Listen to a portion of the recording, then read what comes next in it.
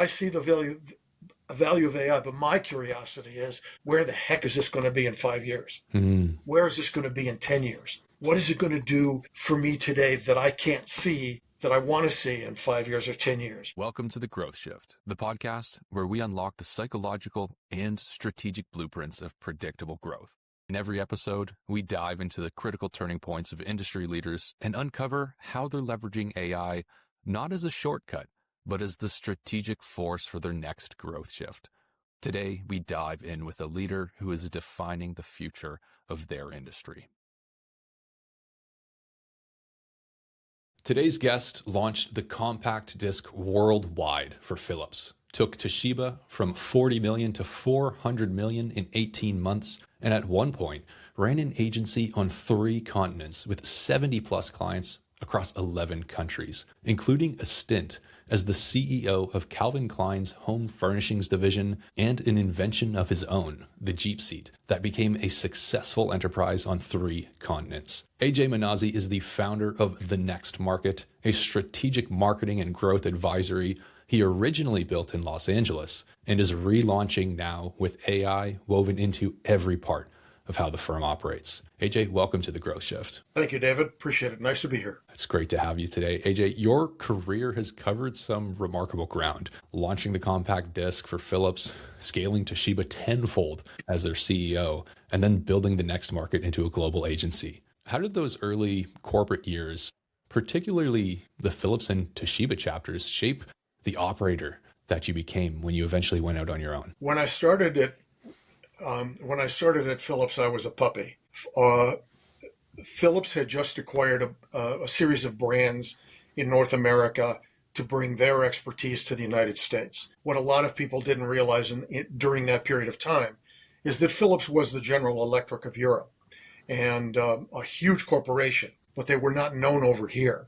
So they hired myself to be quote unquote a marketing executive and one other person, an engineer. Over the course of 7 years, we built a $200 million division. I had 120 direct reports. And so what triggered all of this? A couple of things. The first one was compact disc was looming on the horizon, and Philips was deathly afraid of failure because they had failed initially in digital with the laser disc and laser vision. It came out the same time VCRs did. VCRs recorded, Laserdisc didn't. People didn't understand the technology differences. So with compact disc, a couple of things happened. Number one, we went to school. There was a marketing program called the National Marketing Warfare Program, where a series of companies from disparate businesses paid serious amount of money, signed NDAs, and exchanged real-life case studies with each other about what they were doing. From our standpoint, we were the only electronics tech company that was involved. And we presented to a whole bunch of people that were not in our industry what we were doing, how we were doing it. And we picked up an awful lot of good ideas, especially from companies that are very sophisticated marketing companies. In its day, electronics was not yet quite in the golden age of sophistication as it related to going to market. So that was a big part of it. The second part of it was making one very, very specific understanding about compact disc that I don't think anybody actually realized. It was not only pure, perfect sound forever, because it was digital, the first time digital had ever been used, but the other thing was it was so easy to use that instead of launching it through a very narrow, sophisticated group of businesses that we thought, well, these people will only understand this, we launched it to everybody. Anybody who wanted a compact disc player could buy it. You could buy it at a department store. You could buy it pretty much anywhere. And that became a key to our success. In the first year, we shared co-inventorship with Sony. And Sony was a big dog in those days. We shared co-inventorship. Even though we really invented it, they were getting ready to invent a different piece of technology. We said, look, if you're just willing to do this together, we'll let you have co-inventorship. We wound up with 90% market share in the first year against them. They got 10%, we got 90%. And even the most sophisticated retailers were calling us going, look, we know you guys are the ones that invented it, so please, would you sell us? And we did. The other thing we did that was really interesting about the Philips time is that we were operating under Magnavox and Philco in Sylvania. These were not exactly sophisticated brands in the consumer electronics industry at the time. So what we did was very clever. We took the working world tech press and invited them to come to Europe and meet with Philips, and they did. And all of a sudden, they were gobsmacked by this company that they had never seen before. Philips owned Philips Deutsche Grammophon. They owned lighting companies. They were a huge corporation. And so all of that information then got fed back to the marketplace. And when we launched, all of the tentacles of all that information was out there. So people started to come to look for us. No matter what the brand was, people were looking for us to buy products. And that also mediated over to the success we had in all the products we had. The other thing we learned from that period of time, which has stayed with me forever, is everything we did, we tried to make it FUD. And that became our rallying cry. Anything we do, any product we bring to market, can we make it first, unique, and different? And that became everything that we did. Can we add something to a product? Can we add something to a service that maybe nobody else has? And through that, we became extremely successful. There was no place we could not go anymore and be successful. And that raised a $200 million division. I wanted to become a general manager for the first time in my life. I wanted to have control over everything. And so Toshiba had been talking to me for about 2 years, and I decided to join them. The getting from 40 to 400 was easy. I know it sounds stupid, but it was easy. And it was easy for one very elemental reason. They didn't understand marketing, and they didn't understand distribution. So the first thing that we did was to reinvent the company. When I went back to look at Toshiba in Japan, you realized that they were one of the more sophisticated engineering companies in the industry, and yet they did not have that reputation. So the marketing and the advertising that we did in the United States presented them as, again, in those days, an alter ego to Sony. We were a very high-tech company, which in fact they were. So that was a big part of what we did. As we did that, the second part was distribution. And I had been through a significant distribution study with Arthur Andersen. We spent an entire year of looking at distribution from the marketplace, from consumers, from what retail segments, what did people want? And we took that distribution technology and expertise over to Toshiba. And as a general manager, I wasn't very good to start out with because I was a bit of a prick, and as sales and marketing guys can be. So I kind of wasn't getting anywhere with my team. But then I finally sat my team down and said, look, I'm stupid. I don't know what you know. So here's the deal we make. You teach me what you know, and I will take care of the rest, and I will get your back, and we'll work together as a team. And I'm going to make you accountable for what you do, and you make me accountable for what I do. And at that point, we lost this hierarchy. It became more of a team concept. And then it just started to flow. If I can give you one example, my favorite example, I will give you. If you got a minute to talk about this. This was the Toshiba, the centerpiece of my introduction to Toshiba. The first day that I report to work as a general manager and executive VP, I walk into the building, someone picks me up and takes me to the building. And he says, excuse me, and he walks around the building and I hear all this noise, then he comes back. And I said, what in the heck did you do? And he said, I'm turning on all the coffee pots. And I said, coffee pots don't make noise. And he said, you don't know about our coffee pot? Toshiba had invented the first coffee pot that actually ground the beans and made the coffee at the same time. They had a 17-year patent on this. So I said to my friend Michael, I said, you must sell these. And he said, we can't give them away. And I said, why? What's the problem here? So he took me to Macy's, the Macy's marketplace buyers, who I knew from a past life. And I plunked this thing on their desk and I said, what's the problem here? And they said, just way too expensive. We can't do this. Just way too expensive. Nobody's going to pay $150, $250 for a coffee pot. I said, okay. Now, these are the days when people are using big computer printout reports. So I went back and I set up a desk in our building with an 800 line. And then we started running ads in the New York Times, in all the local papers, and in the New York Times Magazine. Simple ad. Two very sophisticated people, couple, man and wife, sitting on their sofa, the skyline of Manhattan behind them, coffee pot on their coffee table, reading the New York Times. And the only line was, it said, the only one, call this number, Toshiba. We got inundated with phone calls. What is this? What's this product? We stopped taking orders at 30,000. I walked back into Macy Marketplace with a computer report. And I said, either you fulfill these orders or I will. And all of a sudden, a product we couldn't sell was averaging 250,000 units a month nationwide. That's how you build a business. And with Toshiba, getting from 40 to 400 then became a reality. And when you are doing business at that rate, you have to go back to Japan and say, look, guys, this is the level of manufacturing production we're going to need to do this. And so they had to reinvent their production to meet the demands of the North American market. Another example of that was these were the days when we were just beginning to see the video cams. The video cameras were coming out.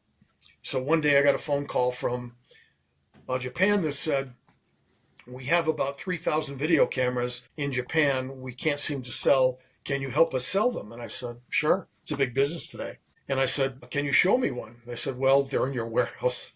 I had no idea that they'd shipped them over. This wasn't a video camera. It's like a motion picture camera. It was so big. But because we were so powerful, became so powerful at the time, I got rid of them in about 7 minutes with 3 phone calls. That was the power of the marketing that we did. We were selling the fact that we were a sophisticated technology company and that we had FUD products, stuff that was first, unique, and different that nobody had. Mm-hmm. And that's how the basis for my business got started. AJ, these are some really powerful insights and experiences that you shared with us, right? From your time at Philips with what you just mentioned, making sure that you took an approach to products that were fun, unique, and different, to the witnessing and living through and leading the power of, next growth through marketing and distribution at Toshiba, right? Through your time there, some pretty monumental things have happened that you led the way for, and that you also, learned through as well. But through all of this, through all of these experiences, through all of these landmarks, what was perhaps the most impactful growth shift moment that you've had that not only changed the business that you were working for or the one that you created, but changed how it is that you think about business and what it is you're really doing today? Very simple. It was the marketing program that I mentioned that we had attended. Mm-hmm. I did this as a puppy. This was the first time people ever heard about something called Diet Coke. It was the first thing that people ever heard about something called an SUV. And for us, it was the first thing that somebody had ever heard about called a compact disc player. What I learned there is 4 words that shaped the rest of my career. It was simple. Someone asked me one day, what's a very sophisticated man who was a marketing genius, asked me one day, AJ, what's the definition of marketing? And I gave him about a 15-minute of my own expertise on what I thought marketing was. And he stopped me and said, you're absolutely wrong about everything you just said. I'm going to give you 4 words to carry for the rest of your life. In simple statements, marketing is the creation of need. That's all it is. It's the creation of need. Everything that you do, everything that you drive should be based on that one simple idea. And the creation of need should be just as simple as whatever your company is going to bring, whatever product you're going to put out there, whatever service you're going to put out there, make sure that you've created a need for it before you ever set foot outside of the building. Don't set foot outside of the building to sell something. You'll fail. Go outside of the building to share an opportunity with whomever you're going to do business with. That's the way you approach it. That means you're going to have to be consummately prepared. And so everything that I did from that point forward had that in mind. If I could not create the need. And what a lot of people don't realize about marketing, it's not complicated. It's really sophisticated in some ways and also very simple. I always talk to people about, there's 2 kinds of marketing. First marketing is call to interest. So for example, you're walking through, let's pick a name. You're walking through Target. You're walking through Staples. You're walking through Best Buy. And you see something that you may have never seen before. And it's going to draw your attention to it. You get up to it. You know what it did? That's called interest. It got your attention. Congratulations to the product or the service. It got your attention. Now you're standing in front of it. Now the next part of it is call to action. Are you going to buy it? It's going to have to tell you a story. It's going to have to create a need for you to want to do this. There's another version of call to action, and that is, I always use this analogy, you walk into a grocery store, you're going to buy bottled water. There are 25 bottled waters begging for you to buy them. Each one of them is trying to sell you something, to tell you something about who they are. The waterfall in Paris, or the spring mountain in Maine. But ultimately what you're going to buy, somebody provided an action for you to buy that product. And that's called call to action. Every time we go to market, we look at those things and say to ourselves, okay, do we have an appropriate call to action for somebody to say, yeah, I have to own you, I have to buy you. I'm the biggest sucker for marketing there is. All you got to do is give me a good story and I'm gone. I buy it. I don't care what it is. And that's the creation of need is basically how I structure everything that we do. Amazing. So the creation of need, right? It sounds like storytelling is one of the most powerful avenues to really having somebody feel like they have that need, to create that need within them. If truly effective and intelligent marketing today is the creation of need, or what do I want to say today? It's always been that. Where do you think most people go wrong with marketing? Because they don't tell a story. They do not tell a story. They go out and present something without telling a story. One of the things, like this conversation we're having right now, when we started the next market, the name implies exactly what it is. The next market. What is next? What is the vision beyond where we are? So when I would sit down with a prospect, somebody that we wanted to talk to, I didn't just sit there telling them what we could do for them. We told them stories about our past, about our history, about our interests. You begin to personalize the business. And as you're doing that, you're asking them questions. What do you do? What are your interests? Everybody starts to calm down. And then eventually it reaches a point where they start telling you about their business. And normally, David, what happens is what you find out is that if they need help, and believe me, every company needs help. If they need help, what is it exactly that they need help with? Most companies make the mistake of thinking, well, I have this thing, I have to sell it. That's not the place where you start. The place where you start is you go all the way back to the beginning and you say to yourself, am I set up to do this? Do I have the right strategy? Who am I as a company? One of the things that you find out is best companies rarely lose. Best products oftentimes don't win. History has proven that over and over again. So we look at the company. Are you set up? What's your strategy? And what we build for a client generally is 3 strategies. We build them a strategy that says, this is your budget. This is how you're going to be set up to achieve a basic outline of what you want. Then you're going to have a working plan. That's really the target that you want to get to. And then you're going to have a stretch. As you become successful, the stretch plan is going to be the one that you're going to aim at. So don't have one goal, have 3. Look at the marketplace, do the research, find out who it is you want to serve in depth. And then if it's a retail business, find out not just who your customer is, but who your customer's customer is. Who are they? What do they want? What are they looking for? You have to put that together. So the first part of it is a strategy. After you get done with that, there's operationalization. How am I structured to meet whatever it is I'm trying to achieve? And that's very, very important. You find sometimes with companies that their product division and their marketing are the same people. That's wrong. Absolutely wrong. They are 2 separate things. Or the marketing people and the sales people are the same people. Again, that has to be separated out. Everybody has a different challenge. Everybody has a different part of it. The next thing you teach is that oftentimes presidents and CEOs of companies, leaders, are leaders, but they're leaders too much. They do not rely on their team members to help them, to get answers. Going back to my Toshiba days, tell me what to do. What do you think? How do you view it? What contribution do you want to make? And sometimes in the days when I was doing turnarounds, I would sit a company down in a room and say to them, okay, everybody's fired. Now what we're going to do is we're going to start a company and let's find out who does what and we'll apply it. And then you let them tell you, well, we need an accountant. I need a finance guy, right? Yeah, okay, we need a finance guy.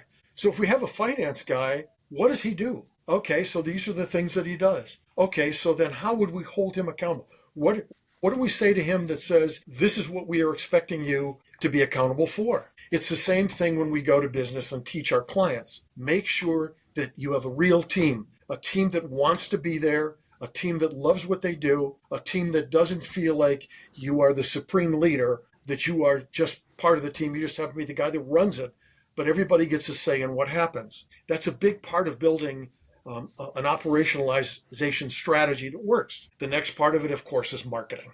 And that's where you begin to develop the creation of need. It doesn't have to be a brochure or a pamphlet or an ad. It just has to be, what am I bringing to the marketplace that the marketplace that the marketplace needs, and how are they going to respond to it. And that's a long conversation, but it's worthwhile, because I don't ever want anybody stepping outside of the building prepared to make a sale. That's not what we're doing here. What we're doing is walking out of the building so prepared that we just know we're going to share opportunity. We're excited to share opportunity with the people we're going to do business with. If you have that feeling and that implication when you go out there, you're going to be eminently successful in doing what you're doing. A lot of this is research. And we did, one of our clients, and this got me into the furniture business. We had done a very successful project for our client with regard to the shredder business. They had just started trying to figure out how they could attack the American market.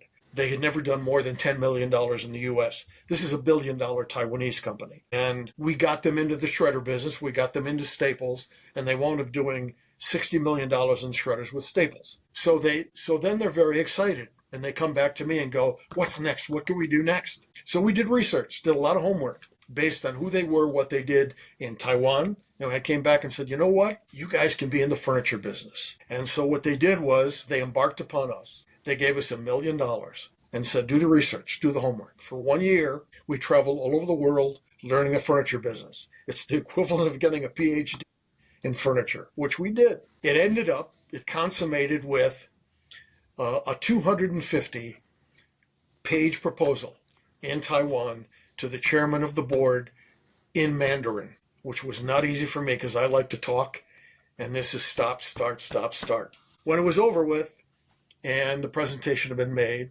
they decided to go forward and do this. And then he said to me at dinner in clear English, now, you do it. And I said, well, I'm not set up to do this.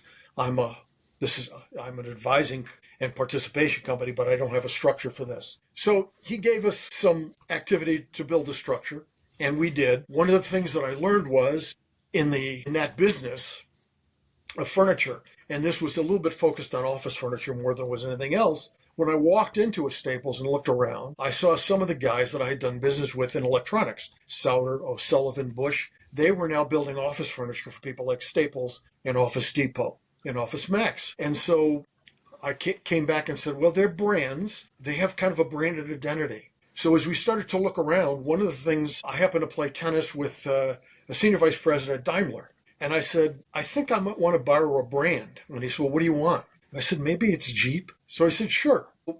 We got the license for Jeep, and started to create this idea that we could take the seat out of the car and make an office chair and actually a home seat out of it. And we did. We took it to Madrid, Spain, developed the concept, the product, the way the product would look, and went to Staples and did a test.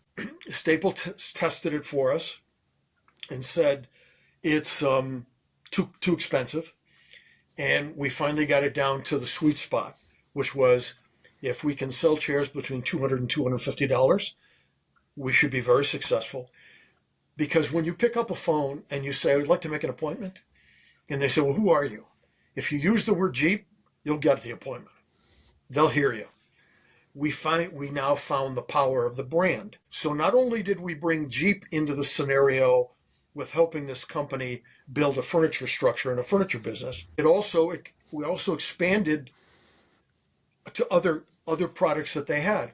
In Taiwan, they sell binders and pencils and calculators and all these things to the small children, to teenagers, etc. So we went out, we said to them, let's go out and find a bunch of brands. We negotiated with Hello Kitty, we negotiated with Dragon Ball Z, we negotiated with MTV, and brought all these brands in and segregated them to the markets that they wish to serve. And so now when we went out to a Target or to a mass merchant with pencils and calculators and computers and binders, it wasn't just their name that was on the product, it was Hello Kitty or things that kids could relate to. And ultimately the company became extremely successful in North America as a result of that. That's one way that the next market helped them. And as we're starting to do this, we're starting to branch out, because companies would start coming to us and talking to us and saying, well, can you help us? And their business could be fashion. Their business could be furniture. Their business could be tech. One example, I'll give you the best example of failure I can give you, which was Siemens came to us and said, we have this product from VDO, VDO, by the way, in case nobody knows who they are, they invented the odometer that's in your automobile. That was an invention of VDO. So every odometer you see in the world started with VDO in Germany. They had a piece of technology that measured fleet management by inputting this fleet device in trucks. So when your trucks went on the road, they could tell how far did you go, how fast did you get there, did you stop for lunch, how fast did you unload, and it was a great way for companies to more efficiently understand their fleet load and their drivers. Now in Europe, you have to do this. This is a law. This is legislated by governmental law. In the United States, this is a rodeo. Nobody has any legislation relative to this. So they brought this to me and said, we have this technology. Does it apply to the United States? And I said, well, let me do some research. And we did. And we came back and said, okay, here's what we believe. You're either going to be imminently successful or you're going to not do any business at all. There's no middle ground here, guys. It's either going to be this or this. And they said, well, we'd like to take a shot at this. Would you do this for us? So with their blessing, I hired staff specifically in this industry for this particular area. And we spent a year. We had put together materials, videos, everything we could to go to market. We got a lot of interest, but ultimately we did not get enough impetus to succeed the way they wanted to. And so I would consider this a failure. I went back to them and said, I kind of told you there was one or the other. Unfortunately for you, it's the other. And they said, we understand. And so that was one area where we didn't do as well as we thought we would do. AJ, through your time, clearly some very impactful moments for you, right? Lessons learned across, marketing, the power of branding and partnerships, storytelling, bringing products to market. And a few minutes ago, you articulated a little bit about the next market, really what it is that you're doing. But can you tell us a little bit more about the next market today with everything that you've learned through your time? How it is you're relaunching, infusing AI and weaving it into everything that it is that you're doing? Could you sum up for us again, just really what is the next market? What are you doing today? And where is AI coming into play for you? The next market has, silly as it may sound, the next market has not, will not change. The need for a company like the next market persists. One day as we were driving in a car, somebody made the analogy. They said, you know what? Our marketplace is infinite because everybody actually needs help. So the next market's idea, the value proposition we bring is the same one. We look at what a client wants us to do, whether it's strategy or operationalization or marketing or distribution or research or negotiation or whatever it is they want us to do, we do. The FUD value proposition that the next market brings is something that consultancy doesn't bring, and that is participation. We are embedded with our client and we participate so that, like a consultancy, and believe me, I've worked with some really good ones. The work we did with Arthur Anderson was spectacular. But at the end of the day, when the advice is given, they're gone. And now we're on our own. With our clients, we are participants. We embed ourselves into the client and we work with them and continue to work with them through hopefully success, or if there are adjustments that need to be made, we're still there. A lot of times, as you can tell, I like to talk. I'm a natural marketing guy. It's what it is. I'm a storyteller, and that's natural marketing. A lot of times our clients say to us, will you handle the negotiation? Will you make the presentation? And I'm happy to do that.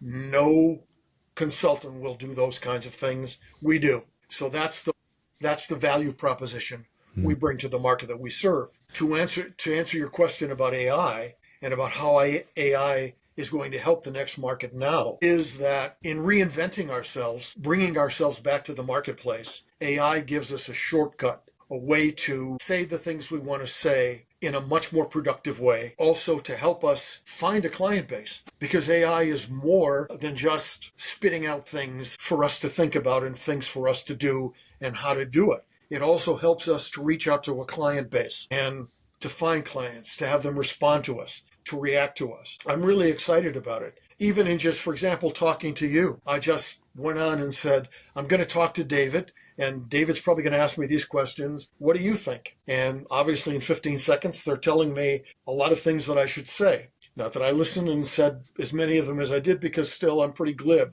But there's a lot of good ideas there. I now have to coordinate all of this information and make it a value proposition that we can bring to the marketplace. And AI is obviously such an extraordinary part of what's going to happen today and in the present and the future. My curiosity is not for today. For David, for example, all of a sudden I'm getting inundated. Every AI company now wants to talk to me. I get solicitations every single day from somebody. And they're cute. They go, hey, they don't know to call me AJ. Hey, can we take a meeting with you? Because the next market, we'd like to talk to you about how we can embed our AI tools with you and show you the world. Okay, that's great. I now have 25 of these things in a folder over here. I'm not ready yet. I have to do what I have to do first. But at some point, internally, we're going to have people that do this all day long, that work with AI. But from the standpoint of if we need help, we'll get help. We'll take help. But I see the value of AI. But my curiosity is, where the heck is this going to be in 5 years? Mm-hmm. Where is this going to be in 10 years? What is it going to do for me today that I can't see that I want to see in 5 years or 10 years? I'm going to start. This is what I call the curiosity portion of the business. I'm not going to just start by using AI. I want to talk to the people that are creating this stuff, and I want to ask them, what are you working on? What are you seeing maybe that I don't see yet that's beyond the horizon? The next market was always that idea, the next market, not this one, the one that's over the horizon. One of the things the wisdom I've always imparted upon my clients and the value proposition we bring to them is I keep telling them, don't simply read the lines. Read between the lines. Understand what's underneath it. And AI, to me, I can see what they're doing, but I want to know, I want to see I've got the curiosity to find out how much more can they bring to the table that I'm not seeing at the present time. I'm a puppy now with this. I just started. But man, every day I learn twice as much as I did the day before. Absolutely. You highlighted the power that you've seen in AI when it comes to marketing, right? When it comes to finding potential clients, maybe it comes into helping with copy or with ideation and all of these things. Putting that aside, I'm curious to hear a little bit more about where you see AI providing the greatest advantage for the next market. If we look at the next market 1.0, let's say pre-AI, and the next market 2.0 today, right? If we were to compare them side by side, and we're looking at 1.0 and the processes, the systems, how the company was run versus the opportunities you have now with AI in the next market 2.0, where do you see AI coming into play the biggest advantage internally to help you move forwards for that next growth shift you're moving towards? It's a good question. For example, right now we're building a website. We're reconstructing a website. And so in that reconstruction, we are using a lot of AI tools to help us organize the website. So when you ask how AI can help me, it is helping me in the reconstruction of the next market. And what it is doing is it's helping me to create, to update and recreate a vision for the company that the 1.0 that becomes a 2.0, to recreate that vision and present it in a different way. So now when someone back in the old days, so to speak, in a 1.0, if someone went onto a website and they looked at us, it was a pretty flat site. It said, well, this is who we are and this is what we do. In this particular situation, it's now adding breadth, an enormous amount of breadth to what we do. So they can go on a site, they can tap on something, they can see me, they can hear me, they can read about things that I can embed as a post to understand better who we are, what we do, what you should be thinking about, so that when a client comes to us to respond, AI has helped us get them to say, God, who are these guys? We need to talk to these people. And I think these are the kind of tools AI can bring to us. And then going forward, as we acquire clients, the other big part of this is it downturns a big part of a lot of the things that I do. So for example, I write strategies for a lot of people. And like for BMW, I wrote a strategy on furniture, 250 pages worth of strategy. I did not have AI to do that. I did that. Now with AI, I can sit there and impart the thought process, what it is I want to get across, what's the end goal, and AI can come back and give me 1,000 different ideas, 1,000 different ways to present it, 1,000 different ways to shape it that I never had before. And that really excites me, to have a tool like this that I never had before. It's still, at the end of the day, the customer still wants to know what I want to know, what I know. But AI is damn good at telling a story too. They can tell a story. If you give them the information, they'll come back and tell a story. and maybe they'll tell it in a way that I didn't think about, and I'm not afraid to utilize that. If it's a benefit, if it assists us in acquiring clients, and if it assists us in helping them become successful. Now, I'm curious, with the reconstruction, the relaunch of the next market, building AI into your processes and into your systems, into everything that you do. Right now, you're in that construction phase, but often the best construction comes with the newest tools, right? The newest approaches as well. So if we look at the build, this reconstruction of the next market, where's one place that you're looking at implementing AI that you haven't broached yet? I would be a liar if I told you I knew, because I don't. And I'll tell you why I don't. This is just too new to me, and the people around me know the answer to your question way better than I ever could. I'm not quite sure yet. I know I know it's going to happen. I just don't at this point know what form it's going to take. As I told you before, David, I'm learning twice as much every day as I did the day before. We sat down this week and we invested a week of just talking about a website. How do we want to prepare the website for the next market? The first website we ever did, we never even used it because everything was referral. We just got business by referral. So how AI, we know that we're going to be utilizing AI to, in effect, build the site for us. That much we know. It will do the creation of the site. So that's a big part of this. Where it goes beyond that, how it's going to help us find clients, how it's going to help us in telling that story, how it's going to help us get beyond simply the site itself, what other tools are behind that, I'm not exactly sure yet. I don't know. It's going to have a voice. I hope it's going to have a lot of it's going to be my voice created by AI that's going to say to customers in my own voice, in my own way, hey, this is who we are. We'd like to tell you a story. Would you like to listen? I don't know how all of that's going to come together yet. But if you ask me that question, probably in the month of June, the site is being built in the month of June. I'm very, very, very careful to do this the right way once. And so we are taking our time in investing it.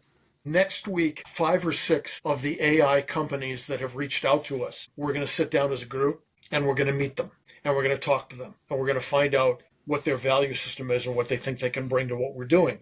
I'm going to tell them who we are, what we're doing, and can you help us? How can you help us? And see what they have to say. And through all of this, we'll compile the data, compile the information, and see what kind of value we can get. And so to come back to your original question, I'm not exactly sure yet, David, but every day I'm learning twice as much. And if you ask me this question probably in 2 weeks, I'd give you an answer, a different answer. Well, hey, if we have a throwback to your earlier career, you were once a puppy and you grew into that full bulldog with the experience. We could say you're in that puppy phase again when it comes to AI. But there's one thing that, is irrefutable, is that you are an expert in what you do. Right. And I'm curious to learn from you with what you know of AI now and with what you've seen, right? When you're creating strategies, you can't just, give it a general prompt or a little bit of information and expect it to come out with something at the level that you can create. So with AI not being able to do what you do, let's say, from an expert level, I'm curious as to, with what you've seen, where you see AI should not be involved in business, right? As more entrepreneurs reach for AI as for their first tool instead of their last, let's say, where do you think that line is? Where should AI, from what you've seen and what you know, never be allowed to replace the human in business? Well, it's actually pretty simple, isn't it? At some point, somebody's going to want to put a face to the name. At some point, our company is going to have to be in front of somebody. Nobody's going to want to do this via AI. They're going to want to do this by seeing somebody, by talking to somebody. AI can't do that. AI doesn't know what I know. AI doesn't have the experience that I have. AI doesn't have the going home at night and crying over some failure. The AI doesn't have the experience of the joy of launching the most important digital invention of the 20th century when it comes to the first time anybody's ever really used digital for anything. Everything we do today is digital to some degree, and that was the beginning of it. So that's what they can't do. They don't know what I know. Now, what can AI do? They can help to create my voice. They can help to reach out to a client with my voice and say, these are people you should talk to. This is someone you should meet. This is who they are. This is their experience. This is their background. AI can provide a lot of that. that could not have been provided before. You needed to do that either through a human being or through a flat piece of paper or through a presentation. Today, it's a different ballgame altogether, and that's the part of it that excites me, that some of the things that I had to do before, I don't have to do now. AI can create a lot of this for me. And I am now sitting doing something that I didn't do a month and a half ago. I can now sit at my desk every day, which I do, and I just ask AI a bunch of stuff. And AI comes back to me and tells me things that give me a little bit of a different way to think. And that's just unbelievable to me. You know, you always think you're the smartest guy in the room. Maybe I'm not. Maybe he is. But that's where I see the value of this thing. But at the end of the day, to answer your question, what AI can't do is what I can do. It doesn't have the experience, and it's not going to be face to face with somebody. When it comes time to sell somebody something or to market the next market, they're going to be looking at me. They're not going to be looking at AI or anything related to that. It may have gotten them there. It may have gotten them to my face, but now it's my face, and I've got to be the one to make sure that I impart what I want to impart to acquire a client and to help them. AJ, for the founder listening who's standing on the jumping board right now, about to launch, relaunch, or take the next big step, what's the one thing that you would tell them to get right before they jump? Boy, it's hard to pin one thing, but at the end of the day, it always comes back to one thing, and it is, okay, you're a company. I'm an engineer, for example. I'm not, but let's say I'm an engineer, hypothetically. If I'm going to tell you the one thing, don't focus on your widget. Focus on, who do I want to serve? What is the market I'm looking at? What do they want? What do they know? Who's the competition? What do I think they need? Remember the creation of need. What do I think they need? Can I create that need to meet what they want? That has to be the original focus. And then from there, you work backwards and you say, okay, now that I know that, I have to build all the rest of this stuff out. It's a strategy, it's operationalization, it's marketing, it's all of that stuff that leads to going to market. The other thing that I would absolutely caution people on is, do not step outside your building. Do not go anywhere until you are absolutely committed to the idea that everything you've done isn't about making a sale or creating revenue. It's simply about sharing the opportunity, the need that you created. It's about sharing that opportunity. And if you haven't figured that out, don't go to market because you'll fail. So if I can impart any wisdom on anybody, that would be it. AJ, thank you so much for sharing your insights and your story with the audience today.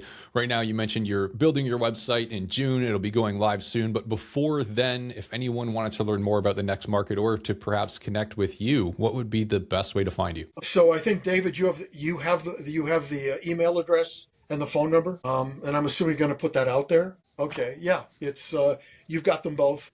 It's ajm@nxtmkt.com. Everything will come through that email address. And the phone number is 586-530-4722. Right now, that's kind of the corporate phone number. And so if anybody wants to talk or anybody wants to reach out, that's where you can find us. We have a LinkedIn page. There's one that's under the Next Market and under Alfred Minazzi. It's either way, people will get to our LinkedIn page and see who we are. Jay, thanks for joining us today on The Growth Shift. David, it was a pleasure. Thank you. Cheers. Another powerful conversation on The Growth Shift.